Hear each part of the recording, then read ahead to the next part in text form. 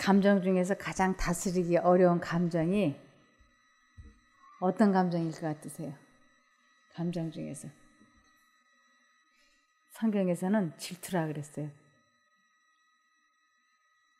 그래서 이 질투는 보통 감정하고는 달리 아주 끈질기게 오래 사람 마음속에 이렇게 괴롭힌다고 어디에 나와 있느냐면 잠언 27장 4절입니다.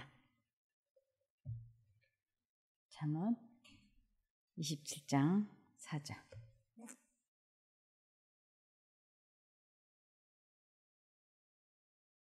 여기에 보시면 부는 잔인하고 노는 창수 같거니와 투기 앞에야 누가 서려. 분노도 가라앉힐 수 있고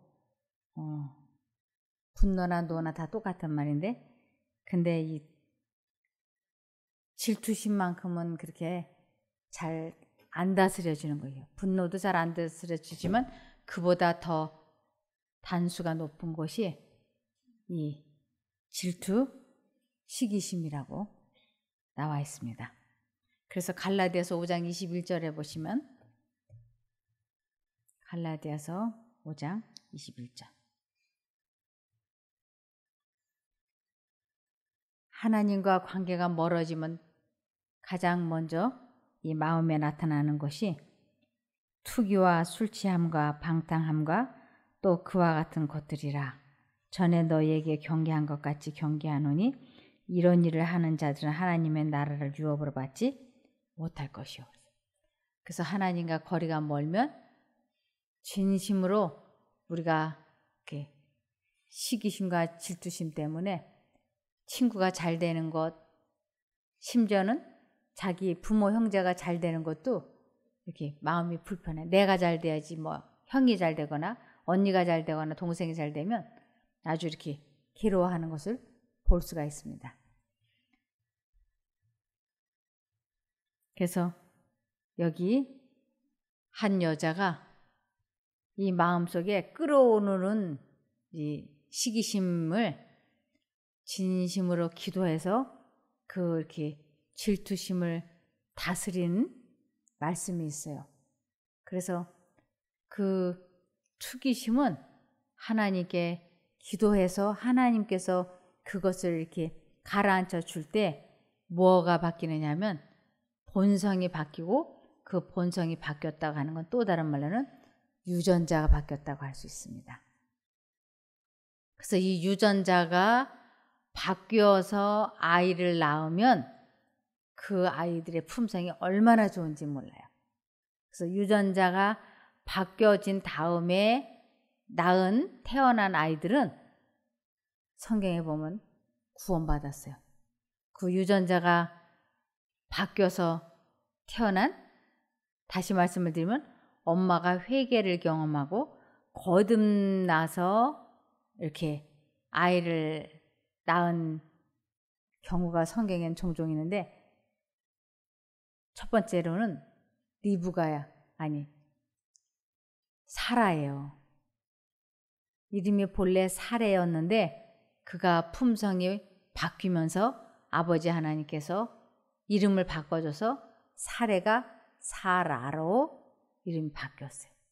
그래서 그 아브라함의 아내가 이 질투심, 투기심과 싸워서 이겨서 품성이 변화된 후에 그 하갈을 아브라함의 첩으로 주고 나서 14년이 지나고 났을 때 이 사라의 품성이 거듭났어요. 그때 하나님께서 그 이삭을 낳게 하셨고 그 이삭은 아주 좋은 사람으로 구원을 받았습니다. 그래서 우리들이 그 품성 변화가 성화가 하루 1시간, 2시간, 1년, 2년 갖고 되는 것이 아니고 아주 긴 시간 하나님과 동행함으로 아주 훈련과 연습을 통해서 수양을 쌓아야 이 사람의 본성, 품성이 바뀐다고 하는 걸 이렇게 사람만 봐도 알 수 있어요. 그가 남편을 하갈과 결혼시키고 나서 14년이 지나고 났을 때야 이름이 바뀌는, 즉 이름이 바뀐다고 하는 건 본성이 바뀐 것을 인정받아서 그의 이름이 바뀐 것입니다. 그 다음에 또 리브가의 남편이 이삭인데 이삭이 사라의 아들이죠. 그 이삭의 아내 리브가도 불임이었어요. 성경에는 참 중요한 여자들이 많이 불임이었습니다. 그래서 리브가도 불임이었는데 그도 기도함으로 그가 쌍둥이를 낳고 그 중에 하나 야곱이 아주 훌륭한 믿음의 조상이 되죠. 그리고 야곱의 아내 라헬도 불임이었어요. 그도 하나님께 기도해서 아이를 낳았는데 그 아들이 요셉이에요. 그래서 요셉의 품성도 참 좋은 품성이었어요. 그래서 하나님께 기도해서 하나님께서 그 불임을 치료해 주셔서 이 세상에 태어난 사람들은 대부분이 구원을 받았습니다.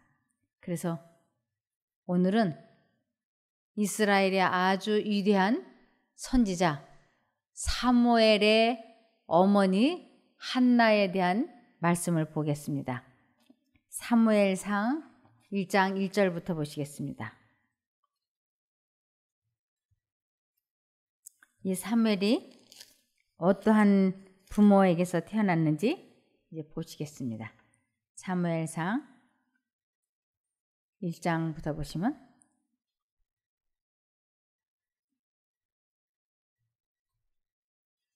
에브라임 산간 지대의 라마다임 소빔에 엘가나라는 사람이 살고 있었다. 그는 에브라임 지파 사람으로 여로함의 아들이요 엘리후의 손자이며 도후의 증손이요 숲의 현손이었다. 그에게는 한나와 분인나라는 두 아내가 있었다. 그런데 분인나에게는 자식이 있었으나 한나에게는 자식이 없었다. 벌써 이 첫 대목을 이렇게 읽어보니까 가정이 어땠을 것 같아요? 평화로웠을까요?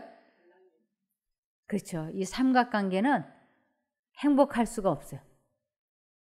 벌써 이 처음에 쭉 읽어나가니까 이 삼각관계 심각하겠다 하는 게 느껴지죠? 그런데 분인나에게는 자식이 있었으나 한나에게는 자식이 없었다고. 그래서 여기 3절에 계속해서 보면 이 사람이 매년에 자기 성읍에서 나와서 실로에 올라가서 만군의 여호와께 경배하며 제사를 드렸는데 엘리의 두 아들 홈리와 비느하스가 여호와의 제사장으로 거기 있었더라. 엘가나가 제사를 드리는 날에는 제물의 분깃을 그 아내 분인나와 그 모든 자녀에게 주고 한나에게는 갑절을 주니 이는 그를 사랑함이라. 그러나 여호와께서 그로 성태치 못하게 하시니 여호와께서 그로 성태치 못하게 하심으로 그 대적 분인나가 그를 심히 격동하여 번민케 하더라. 이 명절에는 이제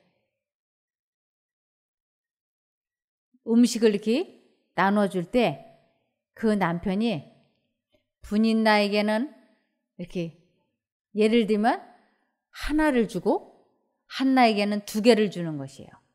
그러니까 이 분인나가 나는 이렇게 자식을 많이 낳은 아이 엄마인데 어떻게 나한테는 이렇게 분깃을 하나만 주고 자식도 낳지 못한 저런 여자에게 왜 2개의 분깃을 주느냐 해가지고 이 분인나가 자기가 자식을 많이 낳은 것을 가지고 이 한나를 몹시 이렇게 괴롭히는 것이에요.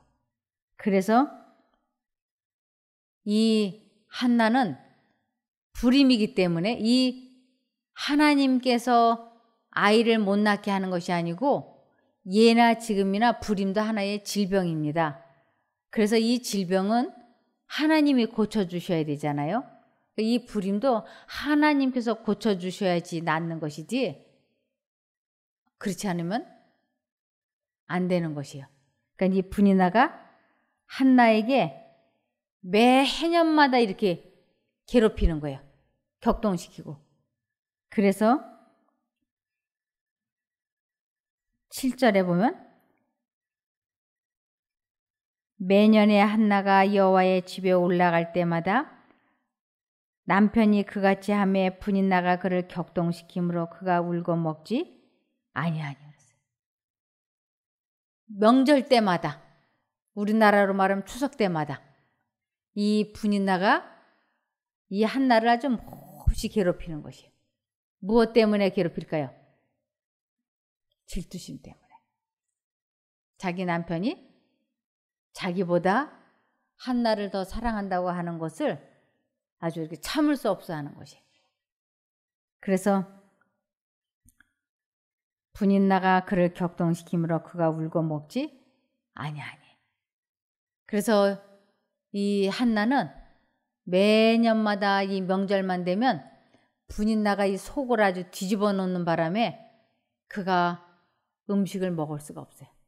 그래서 울 때마다 8절에 보면 그 남편 엘가나가 그에게 이르되 한나여 어찌하여 울며 어찌하여 먹지 아니하며 어찌하여 그대의 마음이 슬프뇨. 내가 그대에게 10 아들보다 낫지 아니하뇨. 그 남편이 한나를 위로를 하고 한나에게 먹을 것을 주고 갖은 노력을 다하지만 한나는 위로받을 수가 없었어요. 벌써 몇 년째 이 분인나가 이렇게 자기 마음을 괴롭히니까. 그래서 한나가 마음에 아주 굳은 결심을 하고 자리에서 일어나서 간 곳이 기도하기 위하여 성전으로 들어간 것이에요. 이 자기가 먹고 마실 수 없는 마음의 고통을, 괴로움을 그 질투심을 가지고 있는 분인나를 어떻게 이길 수가 없는 것이에요. 그래서 그가 어디로 들어가느냐면 성전으로 들어간 것입니다. 9절에 보면 그들이 실로에서 먹고 마신 후에 한나가 일어나니 때에 제사장 엘리는 여호와의 전 문설주 곁 그 의자에 앉았더라. 한나가 마음이 괴로워서 여호와께 기도하고 통곡하며 서원하여 가로되 만군의 여호와여 만일 주의 여종의 고통을 돌아보시고 나를 생각하시고 주의 여종을 잊지 아니하사 아들을 주시면 내가 그의 평생에 그를 여호와께 드리고 삭도를 그 머리에 대지 아니하겠나이다. 그가 여호와 앞에 오래 기도하는 동안에 엘리가 그의 입을 주목한즉 한나가 속으로 말하매 입술만 동하고 음성은 들리지 아니하므로 엘리는 그가 취한 줄로 생각한지라. 대부분이 사람들이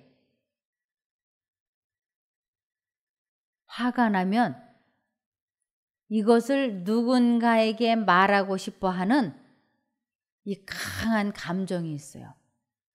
이걸 누군가에게는 말하고 싶어. 사람은 자기가 지은 부끄러운 죄도 누군가에게 말하고 싶어요. 자기가 잘했다고 생각되는 것도 누군가에게 말하고 싶고, 자기가 죄를 지은 것도 말하고 싶고, 감정도 말하고 싶고. 그래서 사람은 하나님의 능력이 아니고서는 어떤 비밀도, 어떤 기쁨도, 어떤 잘못도 이 마음속에 묻어 놓을 수가 없어요.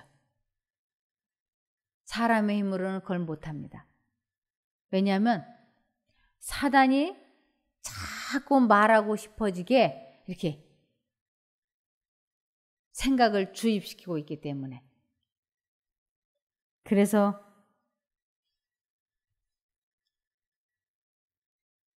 자기의 감정이 격발이 될 때, 자기가 잘못한 거, 자기가 잘한 거, 이것을 조용히 입 다물고 가슴속에다 묻어두려면 하나님께 기도해야만이 이것이 가라앉을 수가 있어요.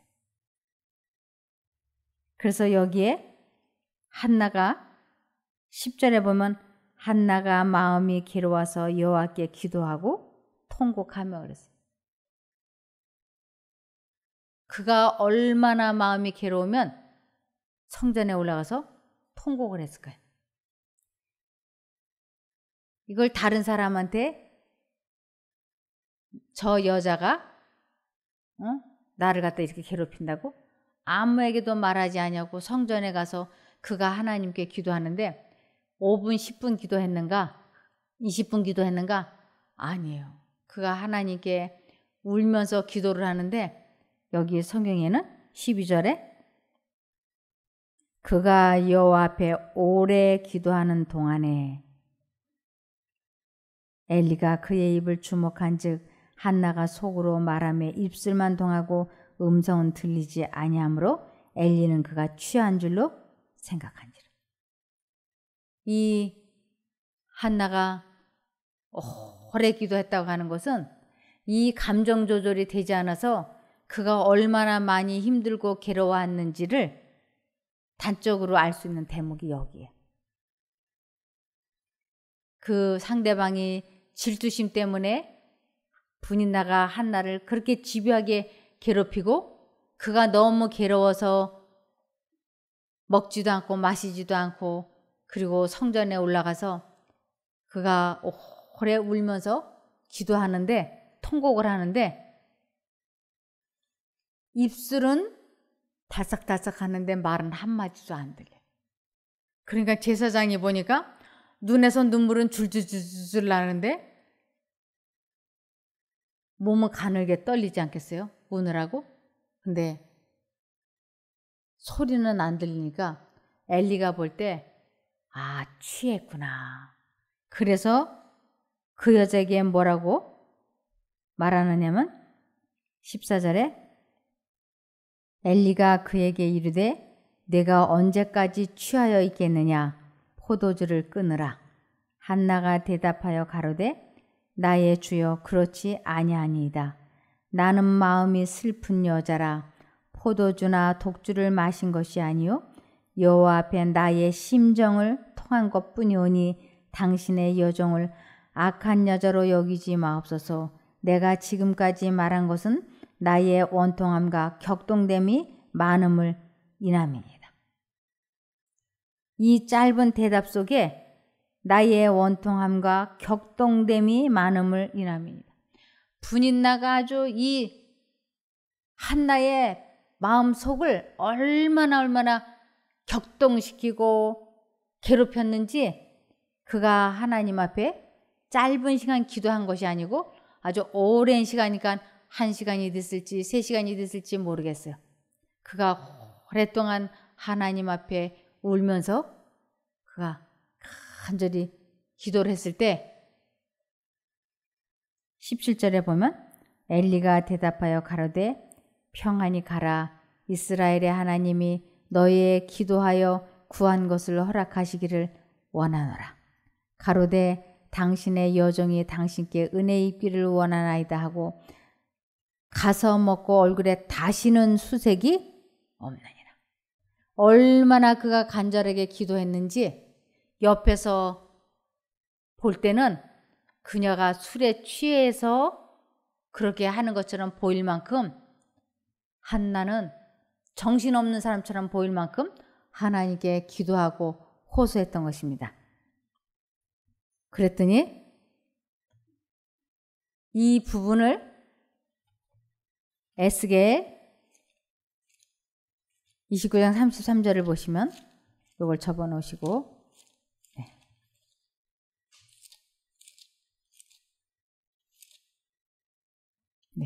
에레미야 29장 13절을 보시면 12절부터 볼까요? 29장 12절 여기에 보면 너희는 내게 부르짖으며 와서 내게 기도하면 내가 너희를 들을 것이요 너희가 전심으로 나를 찾고 찾으면 나를 만나리라. 나 여호와가 말하노라. 내가 너희에게 만나지겠고 너희를 포로된 중에서 다시 돌아오게 하되 내가 쫓아보냈던 열방과 모든 곳에서 모아 사로잡혀 떠나게 하던 본 곳으로 돌아오게 하리라. 너희가 전심으로 나를 찾고 찾으면 나를 만나리라. 그리고 너희가 부르짖으며 와서 내게 기도하면 내가 너희를 들을 것이요. 이 부르짖으며 기도한다고 하는 것은 소리를 고래고래 지르라는 것이 아니라 입을 다물고 기도하되 끝까지 포기하지 않고 하는 기도를 부르짖는 기도라고 얘기하는 것이에요. 끝까지 포기하지 않는 것이에요. 내 기도가 응답이 될 때까지. 그러니까 이 여자도 한나도 하나님 앞에 끝까지 부르짖어 기도했어요. 그랬더니 하나님께서는 약속하시지 않았습니까? 포기하지 않고 끝까지 기도하면 만나주시겠다고 찾으면 찾을 것이라고 약속을 하셨습니다. 그것이 여기 18절에 드디어 한나가 그 기도에 응답을 받는 장면이 나와요. 18절에 가로되 당신의 여종이 당신께 은혜 입기를 원하나이다 하고 가서 먹고 얼굴에 다시는 수색이 없으니라. 이 얼굴에 다시는 수색이 없다. 이것은 하나님을 만난 거예요. 다시 말씀을 드리면 감정이 다스려진 거예요. 그래서 얼굴에 근심, 걱정이, 분노가, 우울한 감정이 싹 사라지고 그 얼굴에 다시는 수색이 없다고 하는 것은 하나님을 만나서 하나님께서 주시는 그 평화로 마음이 아주 편해진 것을 다시는 얼굴에 수색이 없다라고 말씀을 하시는 것이에요. 그래서 우리들이 기도를 드릴 때 포기하지 말고 아주 끝까지 마음속으로 기도하면 하나님께서 응답해 주십니다. 우리가 여러 가지 기도를 해야 할 것이 있는데 그 기도 중에서 즉시 응답되어지는 기도가 있고 세월이 지나야 하나님께서 생각하실 때 가장 적절한 때에 기도해 주시는 것이 있고 그래요. 근데 우리가 즉시 응답받는, 적어도 24시간 안에 기도받는, 응답받는 그러한 기도가 있어요. 그것은 어떤 기도냐면 내가 생각을 통제시키겠다고 결심하고 하나님께 부르짖어 기도하면 그런 기도는 몇십 분 안에, 1시간 안에 응답이 와요. 그래서 내 생각을 통제시키겠다. 내 감정 조절을 해야 되겠다. 이럴 때는 하나님께서 내가 결심하고 하나님을 부르기 시작을 하면 그런 기도는 바로바로 응답해 주십니다. 그래서 우리가 매 순간 이 잡념에서 빠져나오고 감정 조절을 하고 이러는 것을 아주 능수능란하게 잘하는 것을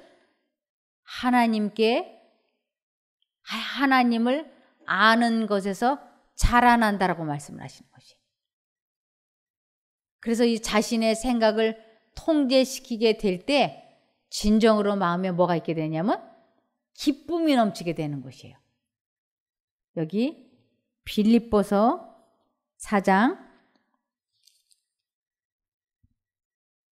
4절을 보면 빌립보서 4장 4절에 보면 주 안에서 항상 기뻐하라. 내가 다시 말하노니 기뻐하라. 저는 이 말씀을 읽을 때마다 기뻐해야 되는데 나는 안 기쁘니 어떻게 하면 좋을까? 그래서 안 기쁜데도 기쁜 척을 하기 위해서는 이 표정 관리를 해야 된다고 생각을 했어요. 마음은 하나도 안 기쁜데도 사람들에게 내가 기쁜 사람으로 보여야 되니까 기쁜 척 입술을 이렇게 씩 하면 사람들이 속을 줄 알았어요. 내가 이렇게 표정 관리를 하면 제 남편도 내가 기뻐하고 있다고 생각하는 줄 알았어요. 그게 될까요? 믿어질까요? 아, 이건 그렇게 쇼를 해가지고 되는 게 아니더라고요. 제가 사람은 이 표정 관리를 한다고 해서 상대방이 속는 것이 아니구나 하는 것을 짐승을 키우면서 알게 됐어요. 제가 이렇게 닭 모이를 줄 때 그 닭을 이뻐하지도 않으면서 모이를 이렇게 휙휙 던져주면요, 닭들이 저한테 안 와요. 개도 저를 안 따라요. 그래서 내 마음이 상대방을 사랑하는지 미워하는지는 닭도 알고 개도 알더라고요. 근데 사람은 더 이걸 잘 알아요. 제가 시어머니하고 같이 살다 보니까 시어머니가 저에게 부담스럽게 느껴질 때가 종종 있어요. 그러면 제가 부담스럽지 않은 것처럼 행동을 하면, 표정 관리를 하면 우리 시어머니가 속을 줄 알았어요. 그리고 저희 시어머니도 저처럼 그렇게 하시는 것이에요. 지금 당신도 며느리에 대해서 불편함이 있는데 며느리에 대해서 불편하지 않은 것처럼 행동하고 말을 하면 며느리가 속을 줄로. 근데 제가 그 어머니 속을 꿰뚫어 보는 거예요. 아, 우리 시어머니가 지금 마음이 불편하구나. 어떻구나. 그래서 그분이 제 앞에서 아무리 쇼를 하고 표정 관리를 하고 태어난 척을 해도 제가 속지 않는 거예요. 그러한 것을 제가 느끼고 보면서 내가 다른 사람들에게 하나도 마음이 평안하지도 않고 기쁘지도 않은데 기쁜 척 평안한 척 해도 상대방도 나처럼 속지 않는구나, 이것을 알게 됐어요. 그래서 그 후로는 제가 기쁘지 않고 평안하지 않은 이유가 빌립보서 4장 4절에 보면 주 안에서 항상 기뻐하라 그랬잖아요. 내가 주 안에 있지 않을 때는 절대로 기뻐할 수 없는 것이에요. 이 주 안에 있다고 하는 것이 무슨 뜻인가? 주 안에 있을 때는 항상 기쁠 수 있지만 주 밖에 있을 적에는 절대 기뻐할 수 없어요. 이 주 밖에 있다고 하는 것은 하나님께서 내 마음에 넣어주는 생각을 내가 버리고 있을 때, 거절하고 있을 때, 무시하고 있을 때, 하나님과 관계를 맺고 있지 않을 때를 주 안에 있지 않다고 하는 것이에요. 주 안에 있다고 하는 것은 그분의 생각을 내가 마음속에 받아들이고 있을 때를 주 안에 있다 그래요. 그래서 주님께서 내 마음에 넣어주는 생각은 사랑이고 빛이에요. 그래서 예수님께서 저에게 빛을 주실 때는, 즉 성령의 열매는 희락과 화평과 기쁨과 평안과 인내와 자제와 충성과 온유와 절제, 이런 거잖아요. 그러니까 성령께서 나와 연결이 되어 있을 적에는 내가 아무 말을 안 하고 나 기쁘다고 말을 하지 않아도 내 몸에서 나가는 것이 온유와 평화와 사랑인 거예요. 그런데 제가 예수님을 내 마음에 모시지 않고 있을 때는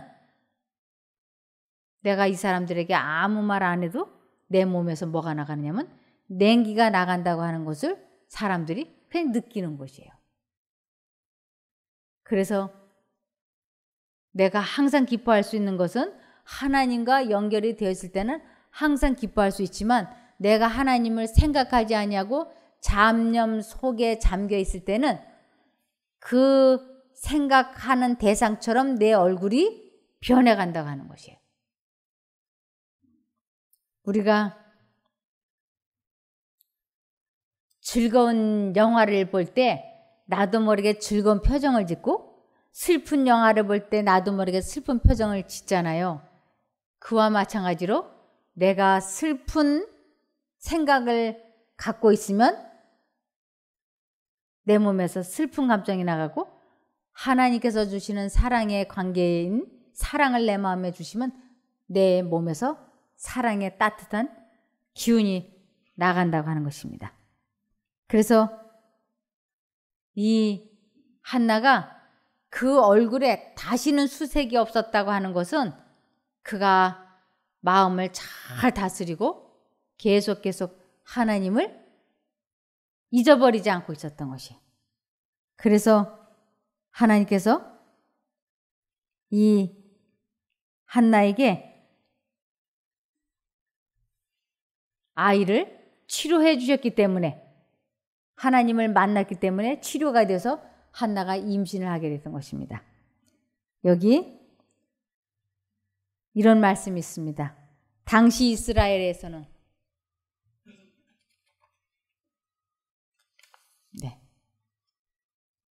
당시 이스라엘에서는 폭음이 통상적이었음. 절기에 흥청거리는 잔치가 이스라엘 백성들에게서 참된 경건의 자리를 대신하였고 폭음은 부인들 사이에서도 흔히 볼 수 있는 일이 되고 말았다. 이제 엘리는 당연히 책망받아야 한다고 생각한 것을 책망한 것이었다. 이때 당시는 이스라엘 민족들이 명절이면 포도즙을 많이 마셨는데 그때는 냉장고가 없었기 때문에 포도즙을 짜서 조금만 지나면 어떻게 될까요? 술이 돼요. 그래서 이들이 술 취하려고 먹는 게 아니고 그 포도즙을 먹으면 그 금방 짠 것이라도 몇 시간만 지나면 술로 변해서 마시면 너나난 할 것 없이 거나하게 취했던 것이에요. 그래서 엘리는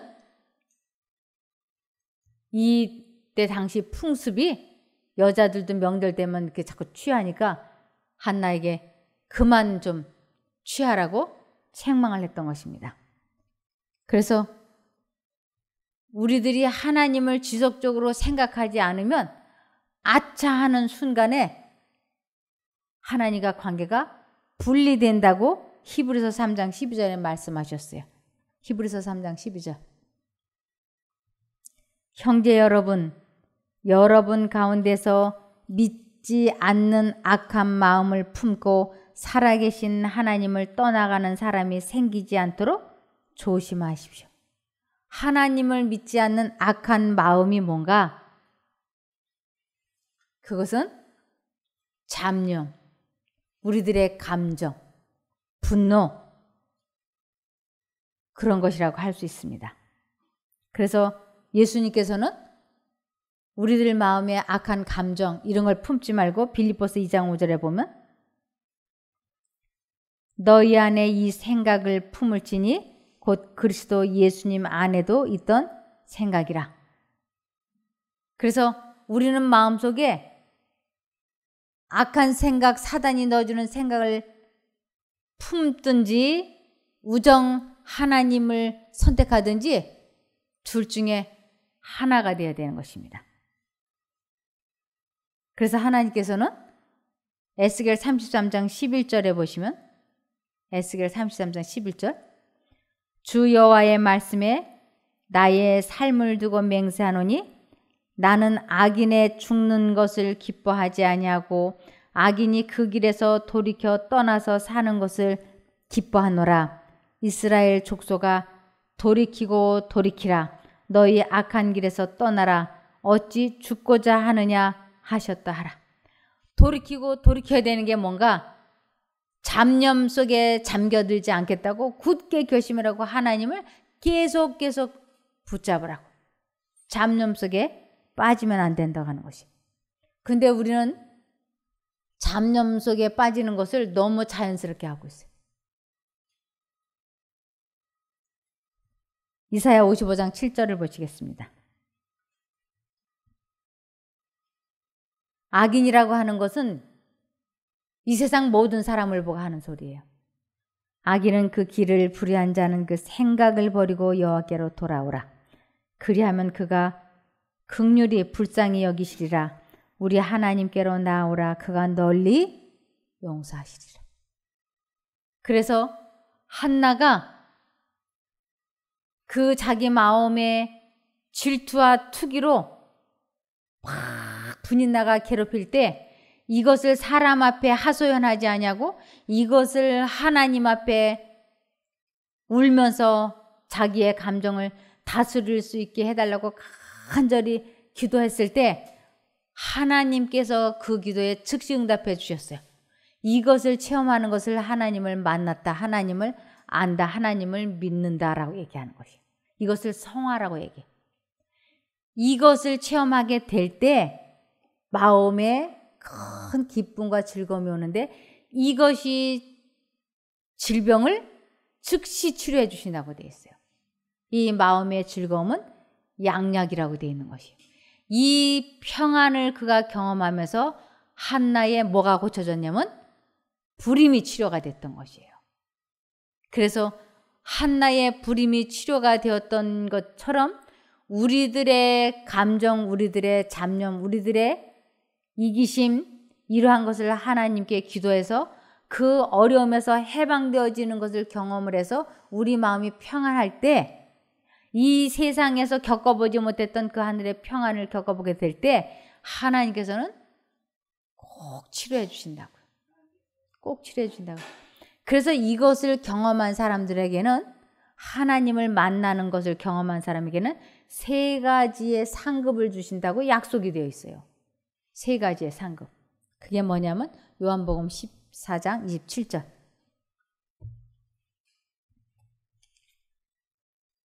요한복음 14장 27절. 평안을 너희에게 끼치노니 곧 나의 평안을 너희에게 주노라. 내가 너희에게 주는 것은 세상이 주는 것 같지 아니하니라. 너희는 마음에 근심도 말고 두려워하지도 말라. 하나님께서 평안을 주세요. 그러면서 이 평안은 우리들에게 무슨 일을 또 해주느냐 하면 잠언 17장 22절. 마음의 즐거움은 양약이라도 심령의 근심은 뼈로 마르게 하느니라. 마음의 평안은 약 중에 최고의 약이라고. 그러면서 처음에 우리 마음에 하나님과 만나면 처음에 뭐가 온다고요? 하늘에 평안이 온다고. 두 번째로는 어떻게 된다고요? 치유가 급속하게 될 거라고. 그러면서 마지막으로 어떤 상급이 주어지느냐 하면 마태복음 6장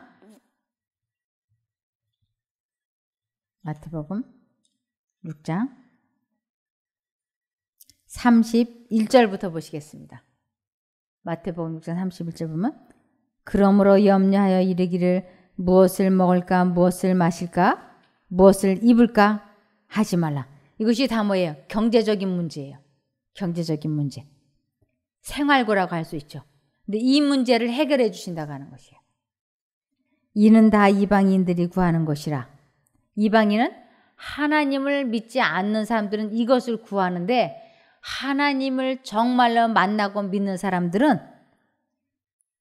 이 모든 것이 너에게 있어야 할 줄을 이미 누가 아신다고요?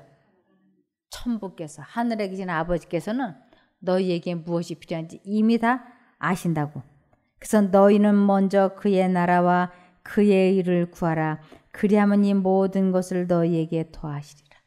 이 모든 것, 먹고 사는 문제, 경제적인 문제를 해결하신다고. 그래서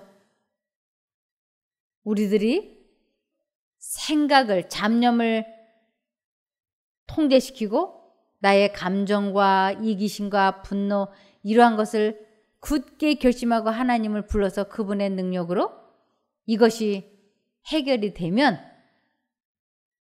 우리 마음에 하나님께서 주시는 깊은 평안을 맛보게 되고 그 평안은 곧바로 우리들의 질병을 회복시켜주고 그러면서 하나님께서는 무엇까지 상으로 주신다고요? 경제적인 문제까지 해결해 주신다. 저는 여기에서 이것이 해결되는 사람을 참 많이 보았어요. 어떤 사람들은 아니 뭐 하나님을 부른다고 뭐 그렇게 여러 가지 복을 뭐 하나님이 주시려고 이렇게 말하는 사람들이 있어요. 그러나 이것은 현실입니다. 이것을 모두 경험하시기를 바라며 말씀을 마치겠습니다. 기도하겠습니다. 하늘에 계신 저희들의 아버지 하나님, 한나가 상대방의 투기심으로 인하여 말할 수 없는 마음의 고통을 받았지만 그가 그것을 사람에게 털어놓지 아니하고 하나님께 직고함으로 하나님께서 한나의 기도에 응답해 주심을 보았습니다. 저희도 사람에게 털어놓지 아니하고 하나님 아버지께 직고해서 하나님께서 주시는 하늘의 평화와 기쁨으로 병이 고쳐지고 경제가 회복되어지는 체험을 할 수 있게 도와주시옵소서.